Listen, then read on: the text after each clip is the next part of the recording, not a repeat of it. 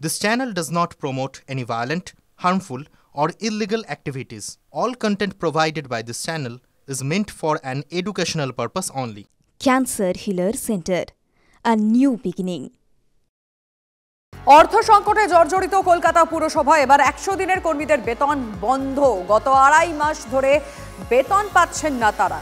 উৎসব বা জাঁকজমক অনুষ্ঠানের পিছনে কোটি টাকা ব্যয় করলেও বেতনের জন্য টাকা কেন অপর্যাপ্ত প্রশ্নের মুখে পুরো প্রশাসন। কথা বলবো আমাদের রিপোর্টারের সঙ্গে। আমাদের সঙ্গে রয়েছেন এই মুহূর্তে শান্ত। শান্ত, কেন এরকম একটা পরিস্থিতি তৈরি হলো, মানে উত্তর কি রয়েছে পুরসভার কাছে? দেখো, কলকাতা পুরসভা দাবি করছে যে তাদের কম্পিউটারের আধুনিকীকরণের কাজ চলছে, কিন্তু কলকাতা পুরসভার অর্থ বিভাগ সূত্রে খবর যে পুরসভার ভাড়ার প্রায় শূন্য।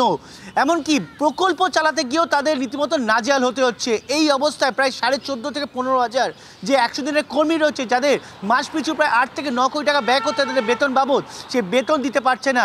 অর্থাৎ প্রকল্পের টাকা নেই, বেতনের টাকা নেই। অথচ দোলের উৎসব হোক বা অন্যান্য জাঁকজমকপূর্ণ অনুষ্ঠান, যেমন গত সেপ্টেম্বরে দেখা গিয়েছে মুখ্যমন্ত্রী পুজোর যে কমিটিগুলোর সঙ্গে বৈঠক, যাবতীয় ব্যয়ভার বহন করতে হচ্ছে কলকাতা পুরসভাকে কোটি কোটি টাকা ব্যয় করে।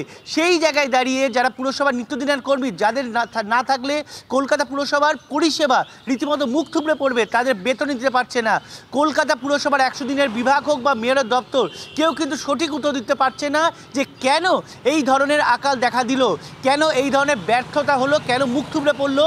যাবতীয় পরিষেবা তথা বেতন দেওয়ার বিষয়টিও কলকাতা পুরসভার তরফে জানানো হয়েছে যে চেষ্টা করা হচ্ছে অন্তত এপ্রিল মাসের মধ্যে গত এক মাসের বেতন দিয়ে দেওয়া যায়। কিন্তু গত 2.5 মাস ধরে যে বেতন বন্ধ হয়ে রয়েছে, মাত্র 6,000 টাকার কিছু বেশি এই 100 দিনের কর্মীরা দৈনিক পেয়ে থাকেন, সেই টাকাও কলকাতা পুরসভা এখন দিতে পারছে না। স্বাভাবিকভাবেই ঠিকাদারদের বিল আটকে 100 দিনের কর্মীদের বেতন বন্ধ, সব মিলে কলকাতা পুরসভার অর্থ সংকট কিন্তু চরমে উঠেছে।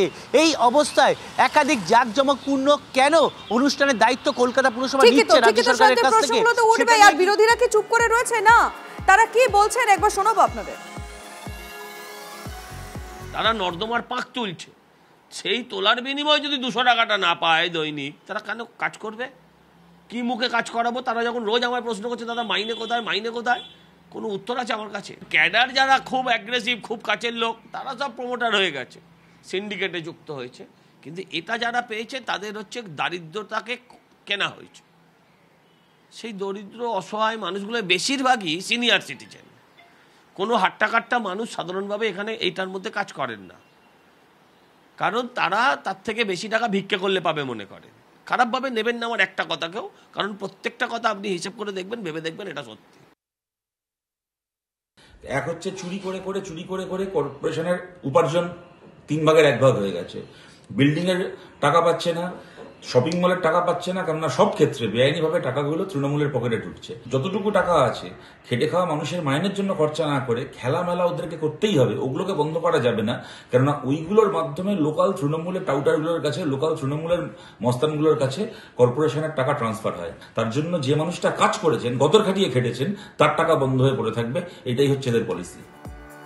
পুরসভার এই অবস্থার পর মেয়র পরিষদ কি বলেছেন সেটা শুনবো, এবং খোদ মেয়র তারই বা কি বক্তব্য সেটাও আপনাদের শোনাবো। এটা একটা লং প্রসেস, এটা এরকম নয় যে 1 সপ্তাহের মধ্যে হলেই হয়ে যাবে। একটা নতুন জিনিস ইমপ্লিমেন্ট করতে গেলে তারপর কাজ করতে গিয়ে বহু রকমের প্রবলেমস সম্মুখীন হতে হয়। যেই জিনিসগুলো আমরা যখন দেখতে পাচ্ছি তখন সেটাকে রেকটিফাই করার চেষ্টা করছি। এবং আপনারা জানেন সমস্ত টাকাটাই কিন্তু থ্রু ব্যাংক পেমেন্ট করা হয়। আপনি যেটা বলছেন এটা আমি গ্রহণ করছি যে 2 মাস, তার মধ্যেও 3টি বড়ো অলরেডি জানুয়ারি মাসের পেমেন্টটা হয়ে গেছে, ফেব্রুয়ারির পেমেন্টটা বাকি আছে, অর্থাৎ 13টি বড়ো এবং টোটাল 16টি বড়ো ফেব্রুয়ারি মাসে, এটার পেমেন্টটা বাকি আছে। এটা সামনের সপ্তাহে 14 তারিখের মধ্যে। পৌরসভায় আগের যারা ছিলেন বিকাশদা, তারা জমি বেচে অর্থনীতি সামাল দিয়েছেন, আর আমরা আনঅ্যাসেস প্রপার্টি যেগুলো অ্যাসেসমেন্ট হয়নি বা অনেক দিন ধরে ডিসপিউটেড আছে, সেগুলোকে ঠিক করে অর্থনীতি ঠিক করার চেষ্টা করছি। ট্যাক্স না বাড়িয়েও ট্যাক্সের আওতায় যাতে আনঅ্যাসেস যারা অনেক দিন ধরে দেননি তাদের নিয়ে এসে যাতে পৌরসভার খরচা চালানো যায় সে ব্যবস্থা করছি। পরিষেবা দিই, তারপর আমরা আমাদের কথা বলবো।